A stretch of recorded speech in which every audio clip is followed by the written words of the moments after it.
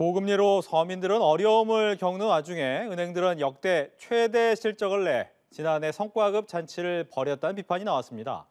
은행권의 고통 분담을 요구하는 목소리가 커지고 있는데요. 관련 내용을 유혜미 한양대 교수, 이인철 참좋은 경제연구소 소장과 자세히 짚어보겠습니다. 안녕하십니까? 어서 오십시오. 먼저 어느 정도 퇴직금, 성과금을 받았길래 이런 얘기가 나오냐? 성과금 어느 정도 받았습니까? 지금 오늘 금감원이 이제 국회에 제출한 자료를 보니까 5대 시중은행의 2022년 기준입니다. 성과급 규모가 무려 1조 3,800억 원이 넘었는데요. 네. 얼마나 늘었을까요? 35%가 1년 전에 비해서 늘어났습니다. 상당하네요. 예, 더더욱 더 기가 막힌 건 5대 시중은행 가운데 임원, 가장 많이 성과급을 받으신 분이 K은행인데요. 15억 7,800만 원의 성과급을 받은 거예요. 이게 거의 화천 대유급입니다. 네. 그런데 여기 같은 은행인데 최저로 받으신 성과급이 얼마냐? 직원 1인이 2,300만 원 받았어요. 그러니까 성과급에 또 이제 지금 빈익빈 부익부 약 68배가 차이가 납니다. 이게 5대 시중은행의 이게 2022년 기준이기 때문에 2023년 더 많이 남았거든요. 순이익이. 이렇게 되면 아마 사상 최대 성과급이 내년에도 이어질 가능성이 상당히 높다라는 건데요. 이게 은행이 이렇게 좀 미운털이 박힌 이유는 은행하면 제일 불편한 게 은행 지점이 많이 없어졌어요. 맞아요. 은행 지점 방문하면 그동안 위드 코로나로 다 선언했는데 거기는 끝끝내 버티다가 진짜 1시간 앞뒤로 30분씩 연장 근무하는 것도 반대했었거든요. 갔는데도 뭐 통장 재발급이라든가 카드라든가 아니면 미성년 자녀가 통장을 개설하기 위해서는 방문하는 수밖에 없거든요. 그렇죠. 근데 최근 3년 동안 없어진 은행직 수가 600여 개. 또 지난 한 해 동안 없어진 ATM기만 1,000여 개에 달한다고 합니다. 이런 데다가 또 성과급 잔치를 내부 기본적으로 뭐 200%, 400% 기본급에 여기에다가 퇴직금은 뭐 6억 원, 10억 원 받으신 분도 있어요. 은행에서 근무하지 않았을까도 후회감이 듭니다. 네. 퇴직금도 잠깐 얘기를 해주셨지만 퇴직금 늘어나는 것도 그렇게 봐야 되는 겁니까? 저는 사실은 퇴직금은 두 가지 명목이 있어요. 하나는 특별퇴직금 명목으로 희망퇴직이다 보니까 정년을 채우지 않고 이제 구조조정하는 것이기 때문에 보통 한 36개월치 정도를 더 보태주거든요. 그게 한 3억에서 4억. 그다음에 여기다가 보통 이제 이 특별퇴직금이라는 건 평균 직전 3개월 평균 이제 월급에다가 근속 연수를 곱하게 됩니다. 그게 한 2, 3억이에요. 그러니까 1인당 최소 6억 원에서 7억 정도를 받았고 특히나 일부 임원의 경우에는 10억 원 이상의 퇴직금을 받은 것으로 나타나서 이게 일반 직장인들이 감히 상상할 수 없는 수준이다 보니까 이게 사실은 수출 잘해서 반도체 기업이 반도체 팔아서 수익을 내서 사상 최대다. 거기에 뭐 성과급 잔치를 했다. 다 부러워하면서 박수칠 일이지만 근데 이 내막을 좀 들여다보면 지난해 이자 장사로 벌어들인 4대 은행의 순이익만 40조 원 가깝습니다. 단기 순이익이 16조 원 가깝거든요. 이런 정말로 국내에서 정말 이 예대 마진차를 이용한 이제 이득을 가지고 내부 이제 성과급 잔치를 했다. 그리고 이제 배당 잔치를 했다. 여기다 퇴직금 잔치를 했다. 이런 것들 때문에 이제 이 민심이 성나 있는 겁니다. 그렇군요. 교수님께 질문을 드리겠습니다. 그렇다면 보통 이제 성과급 하면 일 잘하는 회사면 당연히 성과급 많이 받는 게 맞는 거잖아요. 근데 이제 얘기해 주신 것처럼 예대금리차 때문에 약간은 쉽게 벌었다. 이 부분에 대해서 그럼 다르게 성과급을 매길 수 있는 방법은 있습니까? 사실 성과급을 지급하기 위해서 이제 여러 가지 지표를 아마 은행에서 사용하고 있을 건데요. 아무래도 이번에 성과급을 많이 지급하게 된 계기는 이자이익이 굉장히 많이 늘어난 부분이 크고요. 사실 은행들이 산업 부문에 진출을 할 수가 없죠. 지금 현재 금산분리 때문에. 예, 그렇기 때문에 사실은 이자이익이 죄송합니다. 은행이 벌어들일 수 있는 가장 큰 이익은 맞고요.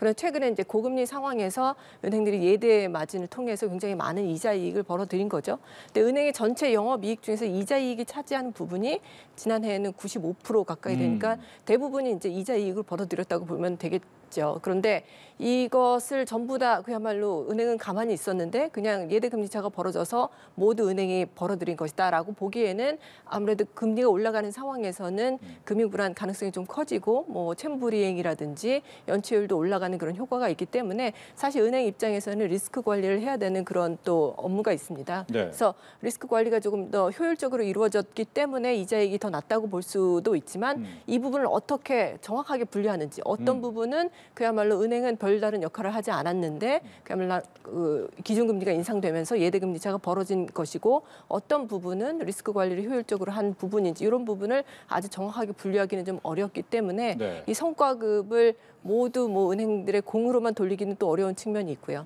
이제 상황이 도와준 측면이 분명히 있겠죠. 예.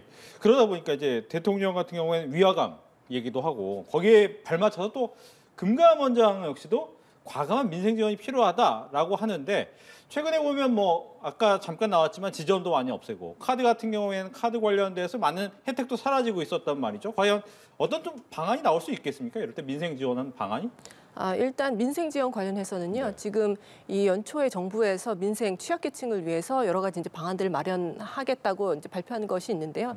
이를테면 이제 소상공인들을 위해서 저금리 대환 대출을 좀 마련을 해서 제공을 하고 또 이제 고정금리로 전세자금 대출을 좀 더 많이 공급을 확대하겠다라는 그런 내용들을 발표한 바가 있습니다. 그래서 금융 당국에서 아마 은행들의 이런 부분들을 좀 기여할 수 있도록 유도를 할 그런 가능성이 있고요. 그래서 그런 정책이 나올 것으로 기대가 되고요. 또 다른 한 가지는 이제 이 은행들의 사회 공헌에 대해서 지금 요구가 굉장히 높지 않습니까? 그래서 이미 이제 은행들이 시중 은행들이 5천억 원 정도 자금을 모아서 앞으로 3년간 취약계층을 위해서 긴급 생계비 같은 거 대출을 지원하겠다고 발표를 한 바가 있는데요. 네. 근데 사실 요 5천억 원이 과연 굉장히 큰 금액이냐?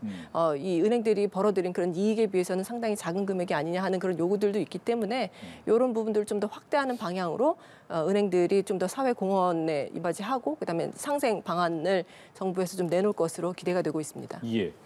문제는 이제 금리입니다. 기준금리는 뭐 계속해서 지금 올라가고 있는 상황인데 예대금리 차를 줄일 수 있겠느냐라는 부분이죠. 왜냐하면 정부 입장에서 또 위화감 얘기도 하고 뭔가 조치를 내놓으라고 하면 예대금리 차 줄이는 게 제일 쉬울 것 같긴 한데 또 쉽진 않아 보이기도 하고요.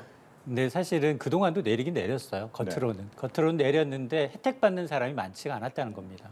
왜냐하면 신규 대출자들, 기존 대출자보다는 신규 대출자들 위주로 주택담보대출 위주로 내렸기 때문에 뭐 신용대출이라든가 아마 전세자금 대출이라든가 일부 내려간 건 있지만 네. 체감할 수가 없었던 거였거든요.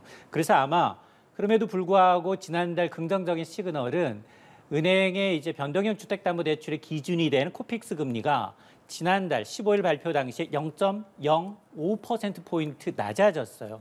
이게 근 1년 만에 처음이거든요. 11개월 만에 처음이기 때문에 시중에 이제 이건 8개 은행이 실제로 자금 조달한 예적금뿐만 아니라 은행채 발행한 것까지 다 통틀어서 실제 금리를 반영해서 16일부터 변동금리를 적용하는데 아마 내일이면 아마 2월 코픽스 금리가 발표가 될 텐데 네. 지금 보면 은행 예금 금리 다 떨어졌잖아요. 그렇죠. 지금 4% 상단 찾아볼 수 없고요. 네. 시중은행의 1금리. 얼마 전까지만 있었죠. 맞습니다. 5% 가까이 되던 게 지금 거의 뭐 다 내려왔어요. 그러다 보니까 은행 예금 금리 낮아졌죠. 여기다 은행채 발행 금리가 낮아졌어요. 시장이 좀 안정되면서. 그렇기 때문에 아마 지난달 0.05%보다도 더 많이 하락할 것으로 보여요. 이렇게 되면 당장 16일부터 변동형 주택담보대출 금리 신규 대출자에 한해서 이제 이 대출금리 인하 효과를 받게 되고 기존 대출자의 경우에는 기다려야 됩니다. 네. 그게 뭐 6개월 변동이냐 3개월 변동이냐에 따라서 낮아질 수 있는 기간이 좀 고금리가 좀 오래 갈 수도 있어요. 거기에다가 또 하나 문제는 뭐냐면 그동안은 사실 이제 전세자금이나 기타 대출 같은 경우에는 거의 혜택이 없었거든요. 그러다가 이제 특례보금자리 노린 정부의 정책자금이 나오면서 조금 숨통을 좀 틔워줬어요. 용도가. 주택을 사는 것 이외에도 대환대출이나 전세대출까지. 그렇게 되다 보니까 아마 제 생각으로 은행이 지금 당장 이제 뭐 이 공공재 성격을 지금 강조하고 있는 윤 대통령이나 이 금감원장의 발언에 미뤄서 예대금리 차를 뭐 낮추는 것, 특히나 그동안 가상금리를 너무 많이 올려왔었거든요. 그러니까 가상금리를 좀 낮추는 방식, 그러면서 우대금리를 좀 높이는 방식으로 어느 정도 좀 이 액션을 취하지 않으면 아마 굉장히 이제 성남 민심이 좀 이 굉장히 은행의 그 신뢰성에 또 다 한번 아마 굉장히 좀 좋지 않은 그 오점으로 남을 수 있고, 또 하나가 앞서서 이제 사회공헌 활동 말씀하셨는데 뭐라고 얘기했냐면 단기 순이익의 한 6에서 7% 정도를 사회공헌 활동 기금으로 부여해서 쓰겠다라고 했는데 5천억 원은 여기는 4대 시중은행의 단기 순이익이 15조 6천억 원, 16조 원에 가까워요. 그렇게 되면 거의 1조 원 가까이 해야 된다는 얘기인데 네. 지금 5천억 원 기금 조성하겠다는 얘기거든요. 아마 이것도 한 2배 정도로 더 늘리지 않을까, 저 개인적으로는 그런 생각을 합니다. 네.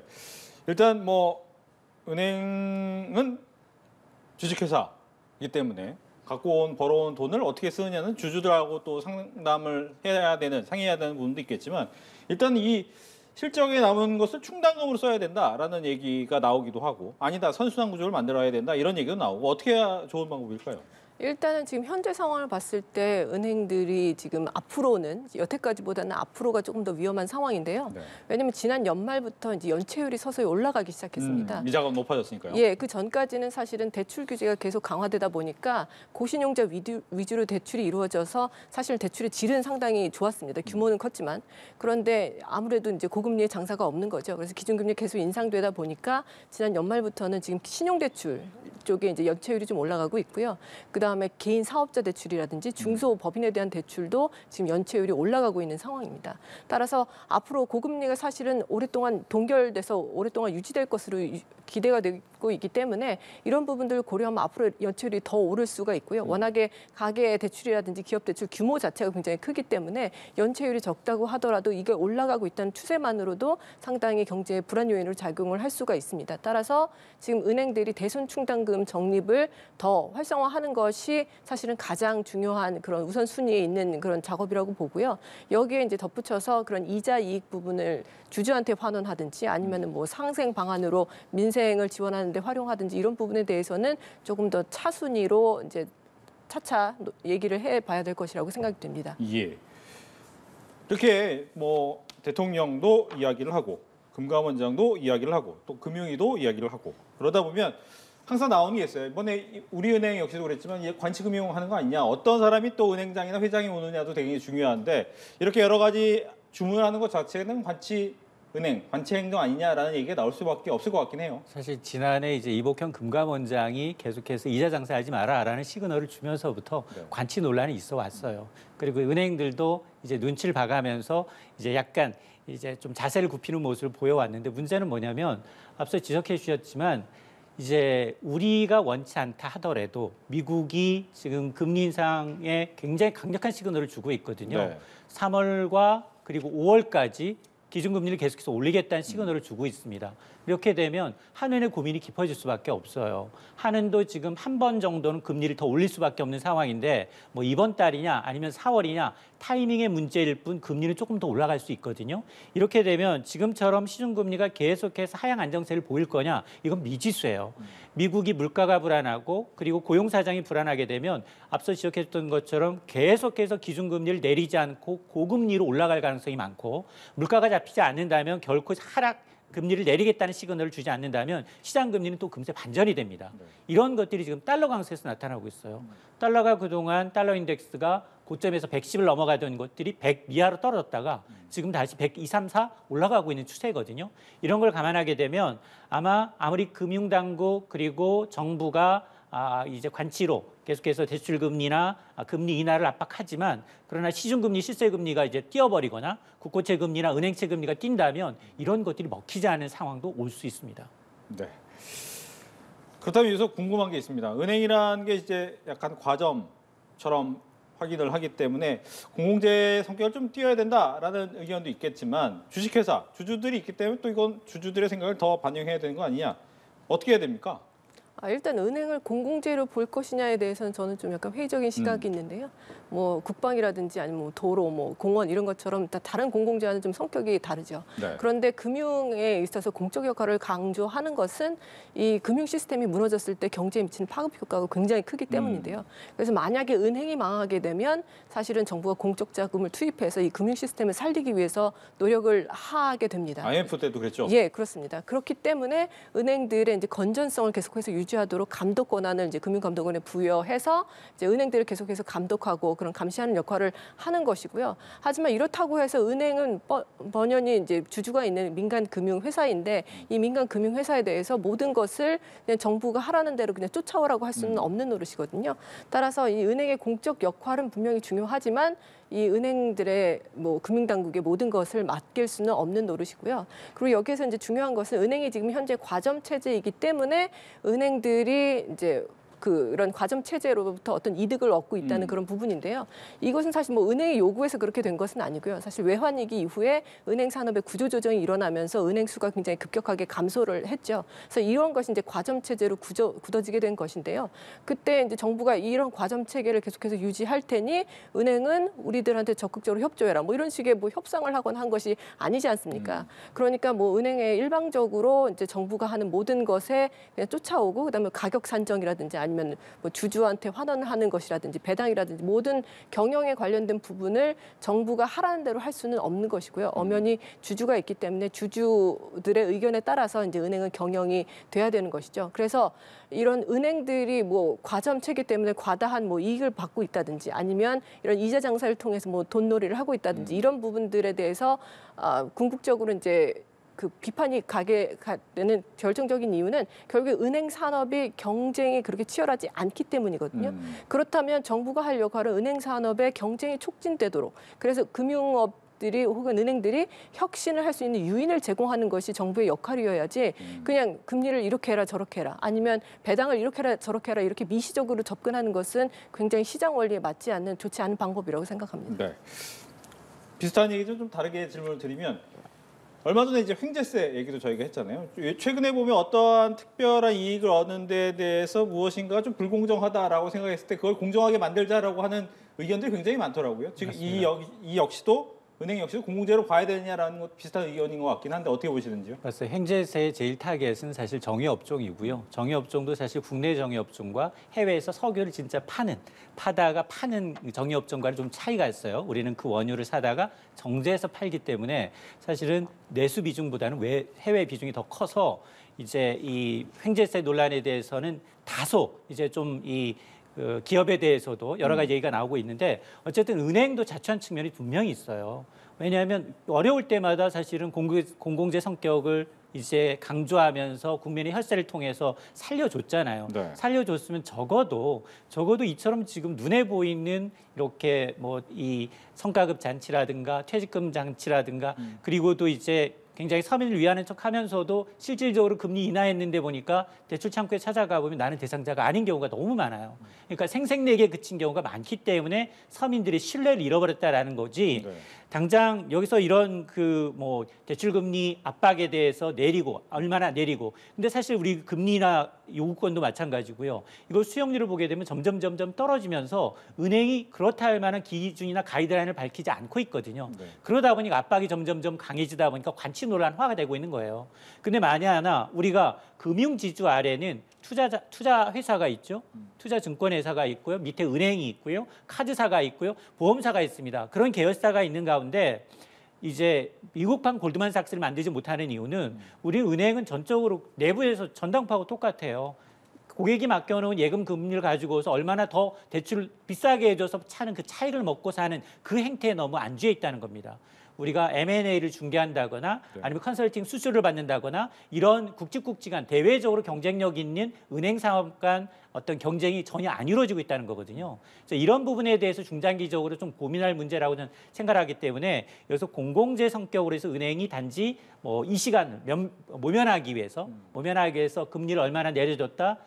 또 이제 얼마나 많은 이제 사회 공헌 기여 활동을 했다. 그리고 배당보다는 우선 대선 충당금을 좀 많이 쌓았다. 이런 건 별 차분의 문제고 은행은 분명히 뭐 업황을 타는 문제이고 금리가 지금처럼 올라가는 수도 있겠지만 좀 낮아지게 되면 금리가 낮아지게 되면 은행 수익은 자연히 빠집니다. 그러니까 이제 그런 이제 순환도 있기 때문에 은행이 잘 나갈 때도 꼭 이렇게 한꺼번에 돈을 이제 소진하는 게 아니라 여유잉여금을 소진하는 게 아니라 어려울 때 대비해서 좀 쌓아놓는 그런 게 좀 필요하다고 봅니다. 네.